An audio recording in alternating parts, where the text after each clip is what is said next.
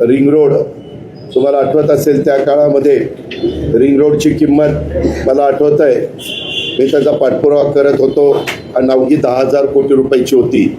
आता तो ring road जवळपास 40,000 कोटीपर्यंत त्या ठिकाणी पोहोचलेला आहे. आता कुठं आता त्याची टेंडर वगैरे झालेली आहे, ते काम पूर्णत्वाला जाईल. परंतु एकंदरीतच त्या काळामध्ये आपल्या इथं आपण वरसगाव, पानशेत, खडकवासला, टेमघर, नंतर भामास्केटचं पाणी आपण आणलं आणि ते पाणी आणत असताना खाली नदीला खूप खराब पाणी आपण सोडतो.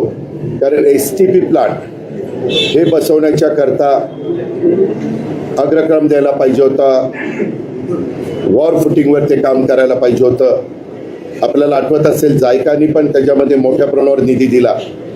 परंतु आज देखील STP प्लांटची कामं ज्या गतीनं व्हायला पाहिजे होती, दुर्दैवाने त्या गतीकडं लक्ष इथल्या स्थानिक नेतृत्वानी दिलं नाही.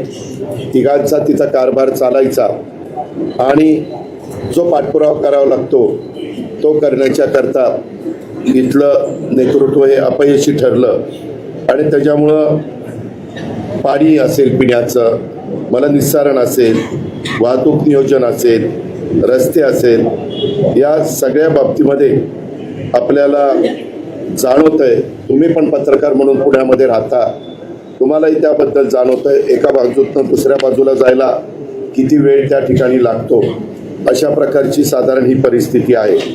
आणि ही परिस्थिती जर त्याच्यामध्ये साधारण 2017 नंतर गेले 9 वर्ष त्या निवडणुका झाल्या नाही, ज्या 2022ला व्हायला पाहिजे होत्या. त्यामुळं यावेळेस निवडणुकीच्या निमित्तानं इच्छुकांची संख्या सर्वच राजकीय पक्षामध्ये